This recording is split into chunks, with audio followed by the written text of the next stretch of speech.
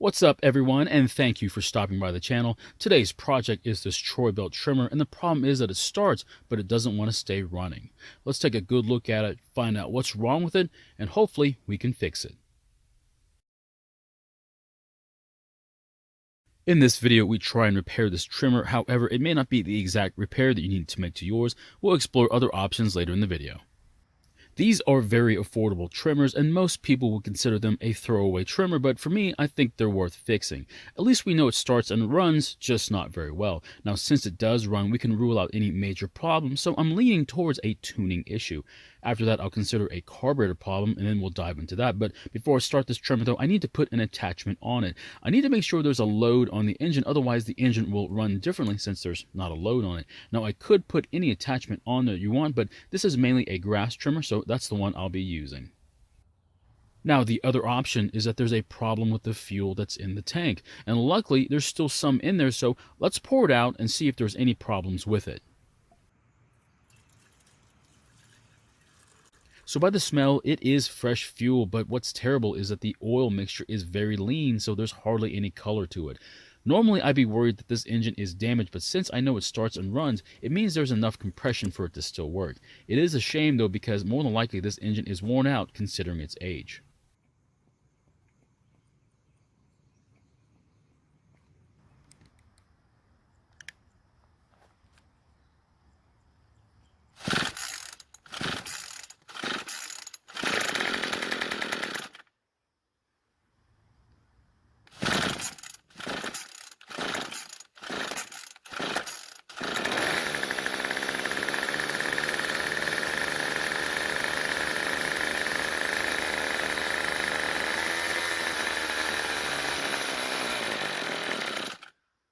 So it's a bit tough to start, but the biggest problem is that when I turn the choke off, it dies. Now, the choke reduces the airflow to the engine, so there's plenty of fuel, but when the choke is off, there's not enough fuel, so it dies.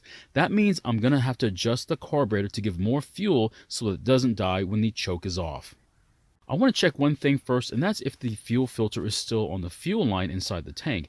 If it's off the line, then the screen inside the carburetor will be clogged up and it'll act the exact same way. But after pulling out the line, you can see the fuel filter is still connected to it, so I'm pretty confident that a carburetor adjustment should fix the problem.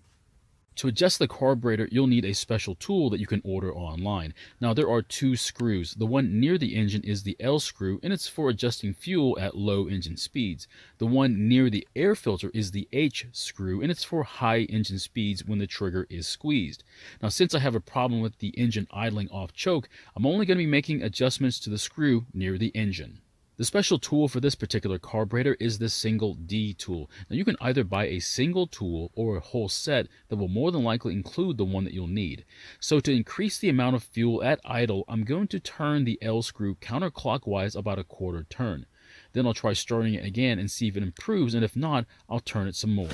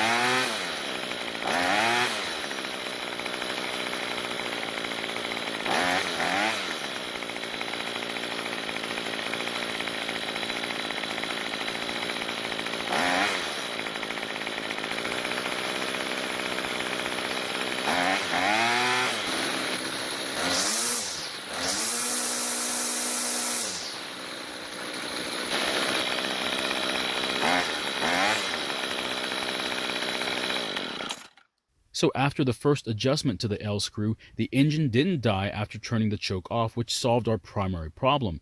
After that, I realized that the idle was too high and that the trimmer head was always spinning. Now, to stop the trimmer head from constantly spinning, I turned the idle adjustment screw counterclockwise until the head stopped.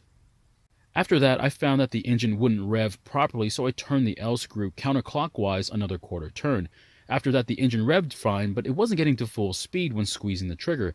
Now, to solve that problem, I turned the H screw counterclockwise till it got to full speed, but then I turned it just a little bit more so it's running just a little bit slower. This will keep the engine running a little bit on the rich side and not burn up.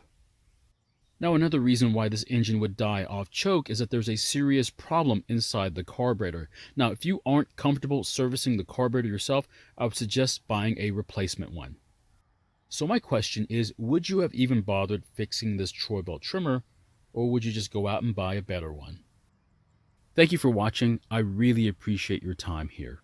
Please feel free to ask any questions, and I hope to see you in my next video.